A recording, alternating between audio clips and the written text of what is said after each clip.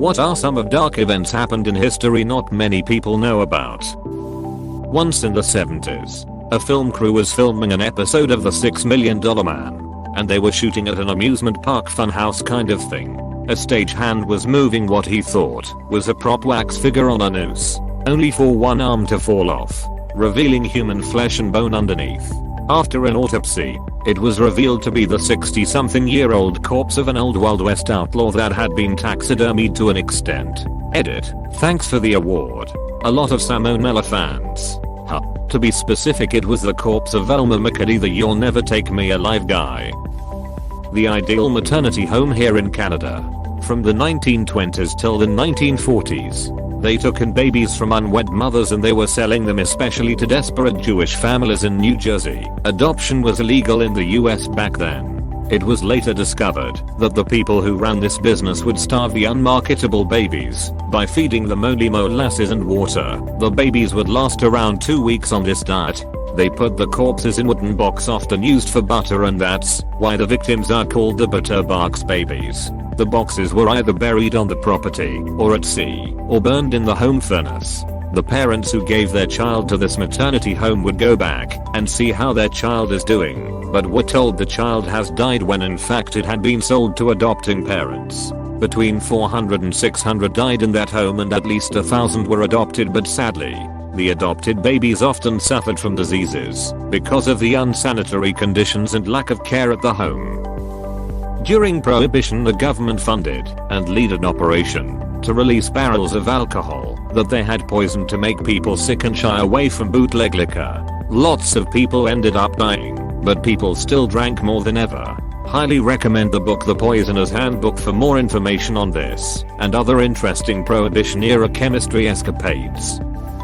The Halifax explosion. Regarded by many as the biggest man-made explosion prior to the invention of the atomic bomb. A ship laden with explosives collided with another vessel in Halifax Harbor. The resulting explosion flattened much of the city's downtown core, killing roughly 2,000 and injuring 9,000. The blast is said to have temporarily displaced the water in the harbor, forming a tsunami that reached up to 15 meters high, surging over the wreckage of the waterfront. The following day, Halifax was hit by a blizzard that dumped 40 centimeters of snow on top of the city, further complicating rescue efforts. The city is also home to a cemetery where many victims of the Titanic were laid to rest. It is said that the body identification system developed at the time of the Titanic's sinking in 1912 aided efforts to identify victims of the Halifax explosion in 1917. Hold up the train. Ammunition ship afire in harbor heading for Pier 6 and will explode. Guess this will be my last message. Goodbye, boys. Apostrophe. / Vincent Coleman. Train dispatcher. His last words. His sacrifice stopped a train carrying around 100 people from approaching Halifax, and is sending the message to as many stations as possible, hoping one of them would relay it in time. Spread the word of the disaster before it even happened, meaning emergency forces mobilized sooner than they would have otherwise. On a more heartwarming note, one of the cities that rushed to Halifax's aid was Boston. Halifax has always had a big Christmas tree market, and ever since then, every year, they send a special one to Boston as thanks, and every year, Boston makes it the city's official tree. I live in Boston, and the Christmas tree tradition is the reason I've heard about the Halifax explosion before. I thought I heard that people in Boston could hear the explosion, but I haven't found anything to back that up, so I might be mistaken. The Cadaver Synod. Basically, the Pope had a previous Pope's corpse exhumed, so the corpse could stand trial for something made up. So they dug up his bloated 7-month-old corpse and convicted him, retroactively nullifying his papacy. Then they dumped his bloated and convicted corpse in a river. The people got pissed and overthrew the Pope, who was strangled in prison. The next Pope came along and had the corpse collected from the river and its papacy posthumously reinstated. 897 was a crazy year. There's a surprising amount of people that don't know about the Rwanda genocide that happened pretty recently, like when Bill Clinton was president. Basically, there were two types of Rwanda natives, the Hutus and Tutsis. The Hutus believed the Tutsis were invaders of land that was theirs. and after the assassination of the Rwandan leader, who was a Hutu, the Hutus were ordered to chop down the tall trees, which meant kill the Tutsis. The differences between Hutus and Tutsis were that Hutus were supposedly darker skinned, shorter in stature, and had shorter faces. That's why the Tutsis were called tall trees. The events that followed killed so many Tutsis, yet the UN was stingy to call it a genocide. They never like using that term because of its association with WW the Nazis. It wasn't until very recently that the killings stopped. To this day, Hutus and Tutsis that survived the genocide speak at events side by side, speaking about how terrible the events were. It gets worse when you hear about the churches. The Hutus told the Tutsis that they would be safe in a church, then went to the churches to murder them all. There were so many they had to take shifts because they couldn't kill all the Tutsis before getting too tired. It gets worse though. Pregnant women would get cut open, and any kid born or unborn that was small would get picked up and slammed against a wall until they died. I don't know if this was Rwanda or somewhere else, but they also took girls from schools, and when their family went to pick them up, they would light the girls on fire to see who their parents were and then kill them all. Humans can be absolutely disgusting. In my family's region in Africa, they used to carry out the death penalty by snakebite. Just a snakebite to each ankle, and then letting the man spend his remaining time with his family before he died, under supervision. I thought it sounded sort of humane in a way, like our lethal injections, but apparently they say it was one of the most horrific ways that existed. The most horrific part is that your family watches this death. Letting the man spend his remaining time with his family here really means making him die a slow, agonizing death in front of his family. Man, that makes it a whole lot worse actually. The sad case of Otabenga. He was a pygmy boy from the Congo who was essentially captured and brought to the USA to be displayed in freak shows. He had undergone tribal customs such as having his teeth filed into points before his capture. He eventually got out of the carnivals and dreamed of returning to Africa. Then WWI happened, making the trip impossible for the foreseeable future. He committed suicide by gunshot. The death of Roger Williamson at the 1973 Dutch Grand Prix. In the 1970s era of Formula 1, the cars weren't far off from being an overpriced metal coffin on wheels, surrounded by highly flammable fuel, and during the Dutch Grand Prix, this became painfully obvious indeed. Roger Williamson crashed out after a tire puncture, and his car came to rest upside down, with him trapped inside. He was not seriously hurt by the crash, but then the fuel tank ignited and the car burst into flames. Another driver named David Purley was behind Williamson when the crash occurred, and he saw the whole crash unfold. Purley stopped his car on the other side of the track, ran across an active racetrack, and proceeded to try and save Williamson's life. This is where the dark part of it comes in, and depending on your sensibilities, downright outrageous and disgraceful. None of the trackside marshals had any fireproof equipment, which prevented any of them from helping Purley to right the burning car. They also had a grand total of one fire extinguisher between them, which was incapable of putting out the flames. Additionally, not a single other driver who saw the calamity stopped to help, despite Purley's frantic waving to them to try and get anyone to assist in saving Williamson's life. Meanwhile, race control decided not to halt the race despite a flaming wreck being present on track, and it took almost 10 minutes before the fire engine arrived on site, by which point Williamson had asphyxiated from the smoke and flames. As soon as the fire was out, they simply put a blanket over the burnt out car and continued racing. Later on, other drivers and the race controllers would claim that they assumed Williamson's car was actually Purley's, and that there was no one at risk at that time, something that the many hundreds of people within the grandstands would strongly disagree with.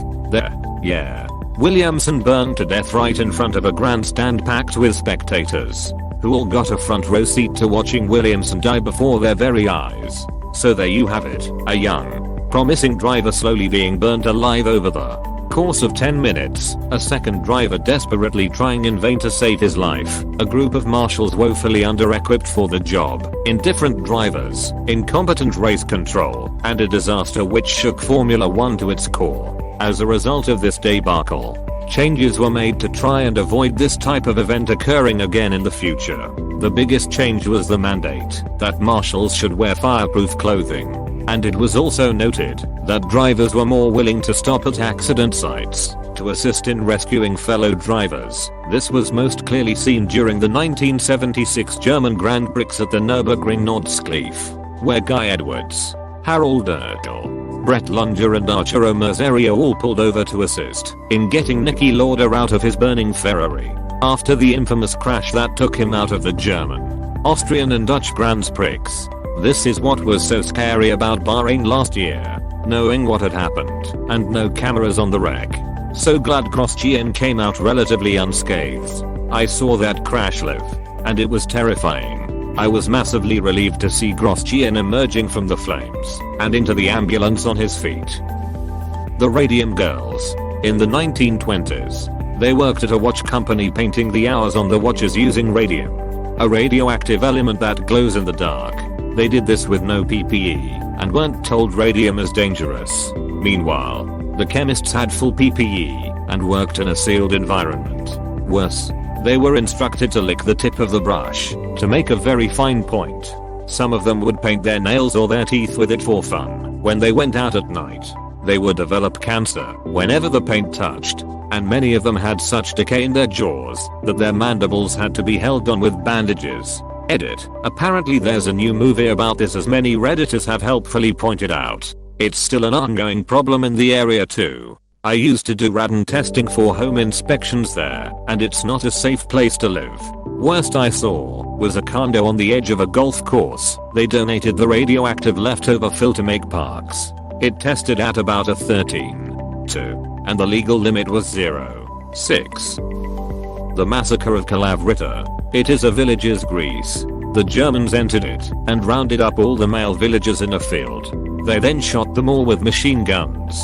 After that they got the children and women and put them in the church. When everyone was inside, they locked the doors and set fire to the church. Around 20 minutes into the burning, a German soldier couldn't take it anymore and opened the doors. Around half of the people escaped the fire, but the rest perished. The German soldier was shot for this, and if you go to Kalavryta today, his name is on the memorial. No one was punished for this apart from the leader of the division, who I was told by my grandmother that he died in a gulag, but everyone else got away with it. It is sad that no one knows about this, as things like this happened all over Greece and Russia and Poland. I only know about this because my great-grandmother was one who escaped in the church. This massacre was in retaliation for the villagers supporting the local resistance force, which had recently killed about 10 Nazis. Margaret Beaufort, mother of Henry V too, father of Henry VI too. She was married off at age 12 to Edmund, 25, who was desperate to get her pregnant as quickly as he could.